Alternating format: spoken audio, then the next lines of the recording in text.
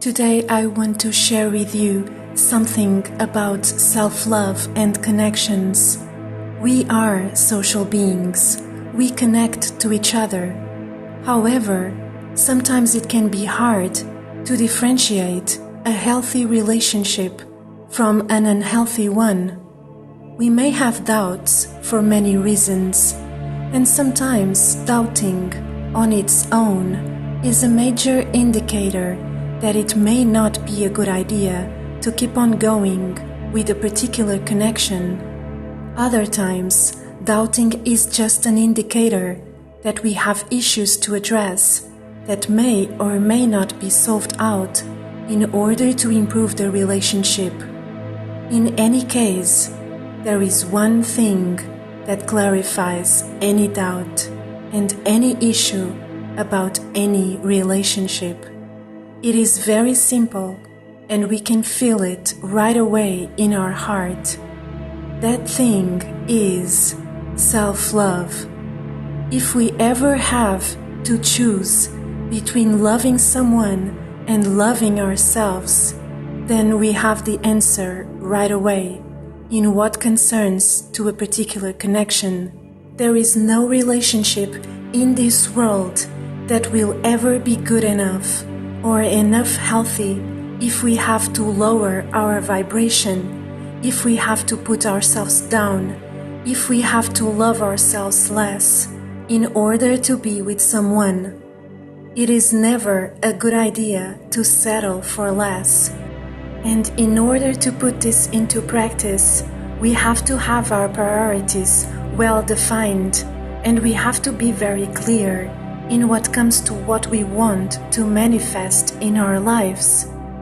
Interactions happen every day, all the time, and we all know that forgiving and letting go is something that is part of all of them, because we are human beings, and human beings are not always conscious of their own choices.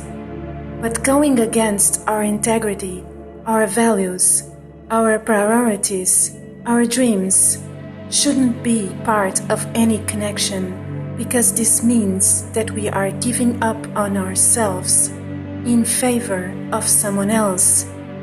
Assuming that the relationship is between two people and that the other person is focused on themselves, this means that the two people are loving and prioritizing only one of them, which is completely unbalanced.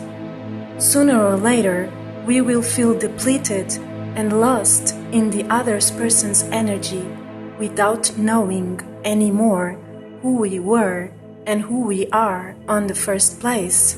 Some connections require too much effort and consequent resistance in order to happen, and life is supposed to be easy.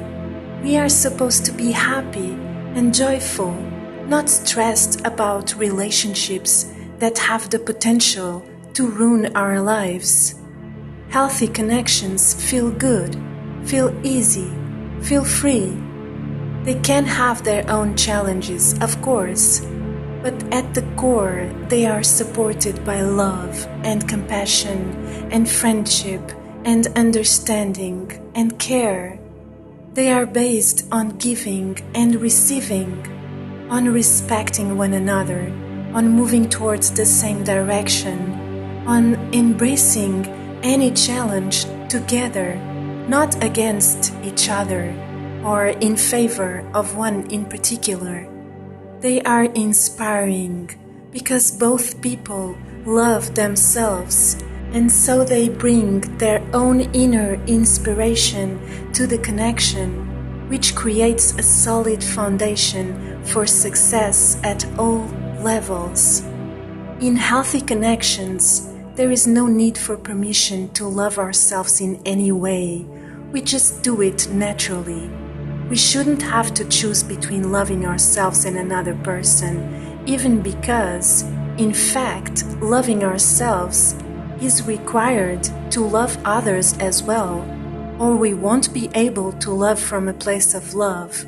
Instead, we will be loving from a place of lack and fear, which would be translated by neediness, guilt, fear of abandonment, fear of rejection, jealousy, and so on. So, today, let's make sure that we love ourselves first. Let's love ourselves so much that we feel complete on our own. And from this state of self-love, self-worth, self-value, we love others.